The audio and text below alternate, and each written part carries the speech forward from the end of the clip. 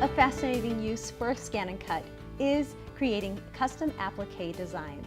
Today we have Vanessa Wilson, aka Crafty Gemini, with us, showing us how we can use applique designs to create a wonderful, adorable dust cover for your machine. I love this. Isn't it cute? It is just so gorgeous. So much fun making it.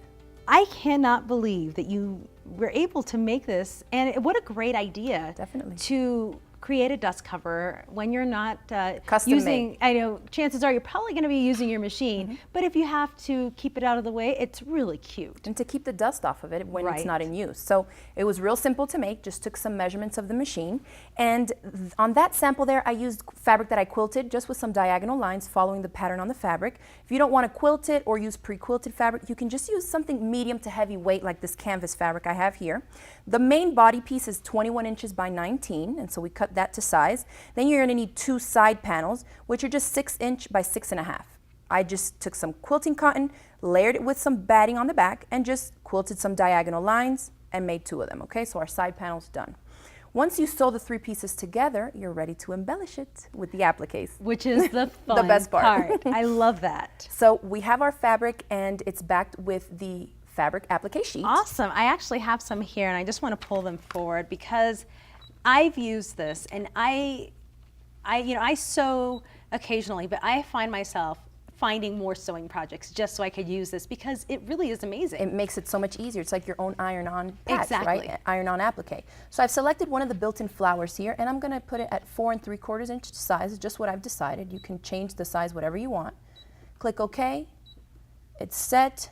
We're going to click OK, and then we're going to hit the cut feature. We have already our blade adjusted, and it's going to go. So Great. the applique sheet, Liz, is super easy to use. There's a matte side and a glossy side, and all you do is take the fabric you're going to use, lay it with the pretty side down, glossy side of the applique sheet on that side of the fabric, and then you just press it in place with a hot iron.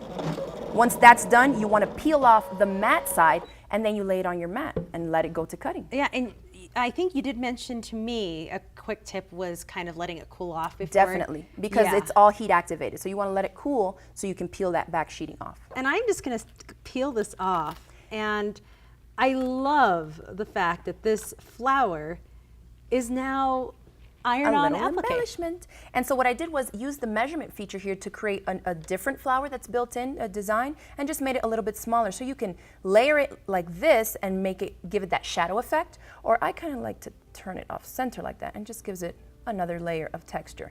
Then all you got to do is stitch around it if you want to. What I prefer to do, since we have that applique pressing sheet, is just press it right into place. And that will hold it tight. It sure will. Holds it nice. You can do some zigzag stitches, use decorative stitches on your machine to stitch it down more permanently, especially if you plan to wash it and things like that.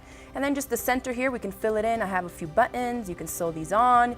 On that one, I think I did some tulle. You can do anything you want and just finish making it your own.